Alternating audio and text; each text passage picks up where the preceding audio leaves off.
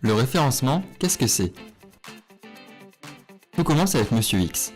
Monsieur X veut un site web pour son magasin de pantoufles. Il veut être sur les premières pages de recherche Google pour être bien visible de ses futurs clients et augmenter ses bénéfices.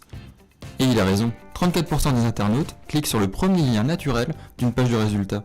Le référencement est le meilleur allié des web commerçants, mais ce n'est pas une mince affaire. Essayons d'y voir plus clair.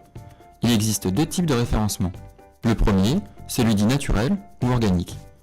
Si le site correspond aux exigences définies par les moteurs de recherche et leurs algorithmes de positionnement, il arrivera naturellement en tête des recherches. Qu'est-ce qu'un algorithme de positionnement et quels sont les critères des moteurs de recherche? Nous le verrons dans la suite de cette vidéo. Le deuxième, celui dit payant, avec l'achat de liens sponsorisés, soit tout simplement l'achat de mots-clés s'effectuant directement avec les moteurs de recherche. Le plus connu en France est celui de Google. Chaque annonce cliquée implique une rémunération pour Google, en moyenne 40 centimes du clic. Le site de Monsieur X existe déjà, mais il n'est pas bien référencé. Il est dans son intérêt de l'optimiser. De quelle manière? Comment un site fait-il pour être bien référencé? Il existe plusieurs paramètres que les web designers de Monsieur X vont devoir respecter. Car ceux qui dictent les règles ne sont autres que les moteurs de recherche.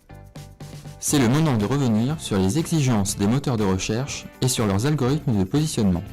Les algorithmes de positionnement, on ne sait pas vraiment ce qu'il y a dedans, chaque moteur de recherche a sa propre recette et ses propres exigences. Il existe plusieurs centaines de paramètres utilisés par les algorithmes de positionnement, mais heureusement pour tous ceux qui travaillent dans le web, ils donnent tout de même quelques indices.